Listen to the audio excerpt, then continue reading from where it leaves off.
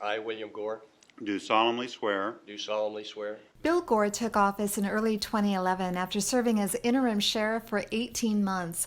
It was a rough and painful time. The swine flu hit county jails, and two teenage girls, Amber Dubois and Chelsea King, were murdered within 13 months of each other. I don't think the men and women of the San Diego Sheriff's Department could have performed any better than they did during this last 18 months. Before joining the Sheriff's Department, Gore spent 30 years working for the FBI. He was special agent in charge for the San Diego office on 9/11.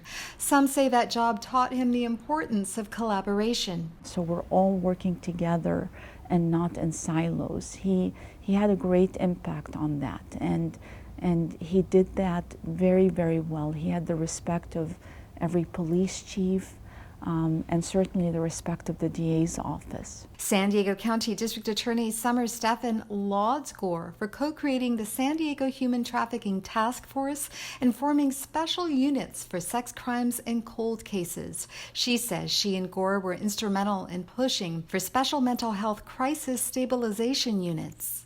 He deserves credit for a lot of positive and a lot of why this area is looked at as a really great symbol for professional policing. But I think he would own all of those positives, and would also take responsibility for the things that are negative. Many say the negatives outnumbered the positives during Gore's tenure. During his first year in office, the Sheriff's Department faced intense scrutiny for how it handled the case of Rebecca Zahau. In July of 2011, Zahau was found hanging in a Coronado mansion. And though she had been bound and gagged, Sheriff's Department investigators concluded she had died by suicide. Zahau's family believed she was murdered by her boyfriend's brother, Adam Shacknai. A civil jury agreed and found Shacknai liable for Zahau's death.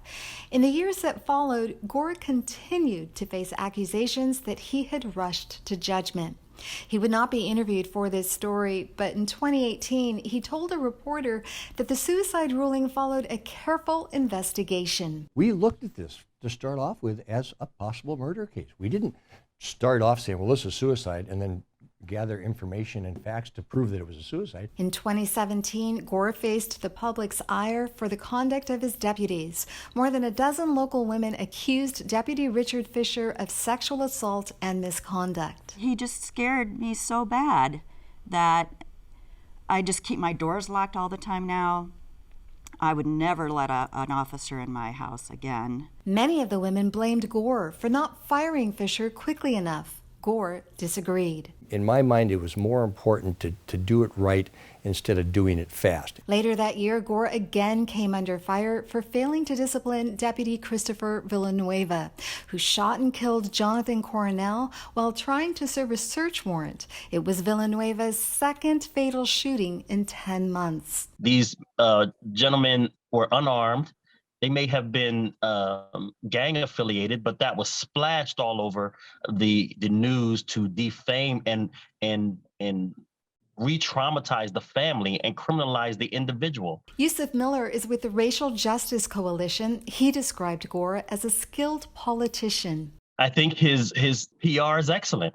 I mean, his department and himself, they can neutralize and deflect the complaints of the community, and I must say they did that very well. Some complaints were backed up by data. A 2021 study by the Center for Policing Equity found that San Diego Sheriff's deputies were 4 times as likely to use force against Black people than whites. Black pedestrians were also stopped 3.5 times more frequently. Deaths in sheriff-operated county jails have also dogged Gore.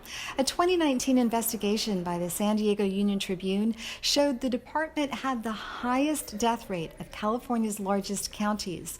Gore told KPBS he disagreed with the methodology used by the paper. Gore chose to retire earlier than expected to care for his ailing wife, Natalie. He called her his staunchest supporter at his last swearing-in. You're my rock. I can't thank you enough. I love you. Thanks for being here. Amita, Sharma, KPBS News.